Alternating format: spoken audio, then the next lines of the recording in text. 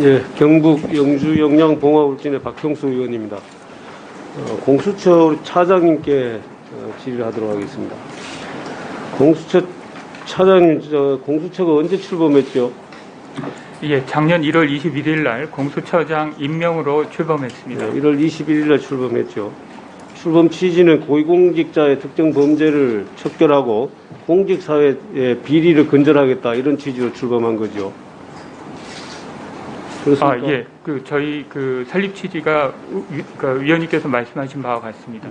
그런데 지금까지 지금 접수된 사건 1352건이고 업무 보니까 처리는 953건, 기소한 것은 지금 2건 있었던 걸로 나와요.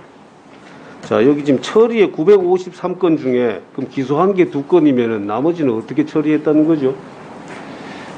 대부분의 사건은 이첩되거나 아니면은 불기소 처분되거나 각하 처분되거나 공람종결로 처리가 되었습니다. 자, 이첩한 숫자가 어느 정도 됩니까? 그 부분을 제가 좀 자세히 말씀드리겠습니다. 저희가 아니, 일단 제가 숫자부터 물어봤어요. 대략 숫자 어느 정도 됩니까? 예, 숫자, 지금까지 접수된 모든 건에 대한 숫자를 말씀하신다면 제가 정확한 숫자는 알지 못하고 사건 사무규칙이 개정되기 전에는 이첩하는 게 굉장히 많았고 개정된 이후에는 굉장히 작았다는 정도. 그렇게 하면 답이 안 되지. 그 대략적인 퍼센티지라도 알지 못하는가요? 대략적인 퍼센티지가 사건 사무규칙 개정 전에는 87% 정도 됐던 것으로 기억하고 사건 사무규칙 개정 이후에는 저희가 자체 처리하는 비중이 70% 정도, 우리가 이첩하는 거는 한 30% 되는 것으로 그렇게 알고 있습니다. 자, 그럼 그전에는 87%를 이첩을 했고 지금은 30%밖에 안 되면은 70%를 직접 처리한다는 것인데 기소한 게 지금 2건이거든요. 그러면은 나머지는 다 불기소 처분했다는 얘기인가요? 제가 아까 말씀드린 대로 불기소 처분도 있고 각하 처분도 있고, 그러니까 불기소, 그리고 각하, 공람종결까지 다 포함해서 예, 그렇다는 거죠.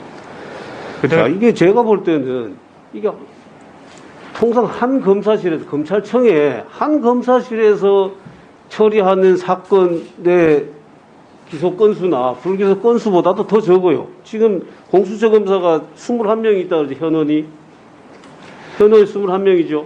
지금 저희 공수처 검사가 현원이 20명이 있습니다. 이거 지금 업무보고 자료는 21명으로 되어 있던데 20명이든 21명이든 20여 명의 검사가 있다 그러면은 검찰청을 보면 조그만한 검찰청 하나가 되고 지청 규모의 그런 검찰청인데 어떻게 기소한 건이 2건 있고 대부분이 다 공람종결이나 이첩했다 그러면 이거 하루 종일 들어오는 사건에서 검토만 하고 있다는 거예요.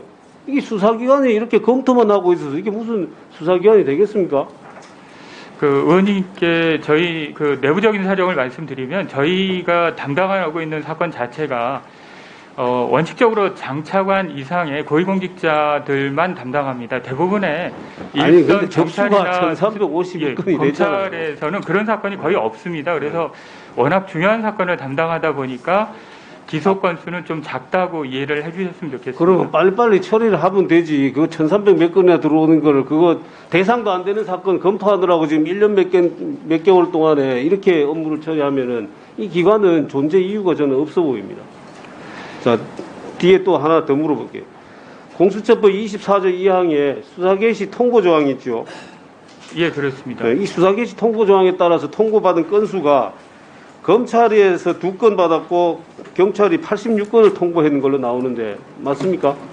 맞겠죠? 이거 그렇게 그렇습니다. 나왔으니까. 자, 이게 2건 받고 이 86건을 지금 통보받는 이 통보 조항은 이 존재할 필요도 없는 거 아니에요? 통보받아서 통보받는 이유가 뭐냐면 이러이러한 사건이 수사 중이다라는 것을 통보받는 거 아닙니까? 그래서 그 중에서 통보받은 사건 중에서 이첩 요청한 사건 있습니까? 단 한 건이라도?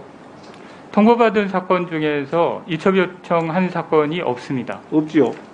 업무보고에 그렇게 나왔는데 그러면은 통보 받는 것도 뭐 하려고 통보를 받는 것이며 이첩 요구권이 있는데 1년 6개월 동안 단 한 번도 행사하지 않았다면은 이 이첩 요구권 도대체 있을 필요가 없는 거잖아요.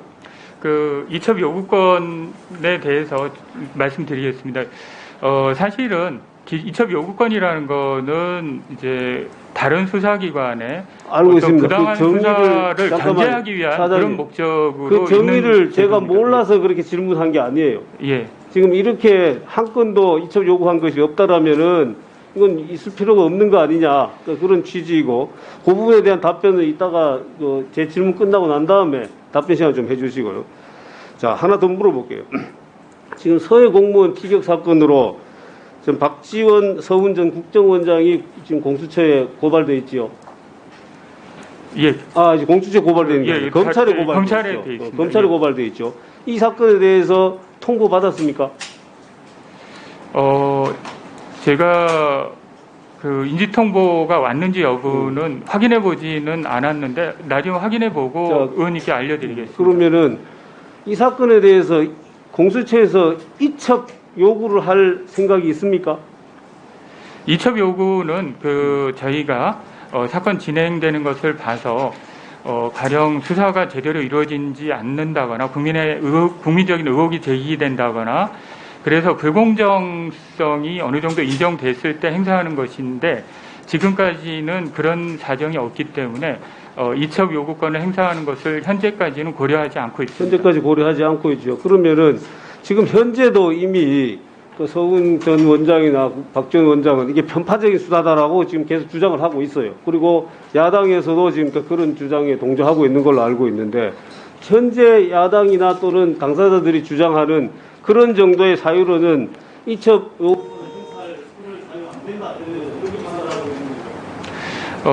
저희가 그 의원님께서 말씀하신 것을 고려해 보지 않았기 때문에 저희 내부적으로 검토를 해보지 않았기 때문에 말씀드리기는 좀 곤란한데 저희가 이첩 요청권은 최대한 자제해서 행사하고 있고 또 남용되지 않도록 그 저희 내부적으로 통제 장치를 마련해서 운영하고 있다는 것을 말씀드립니다.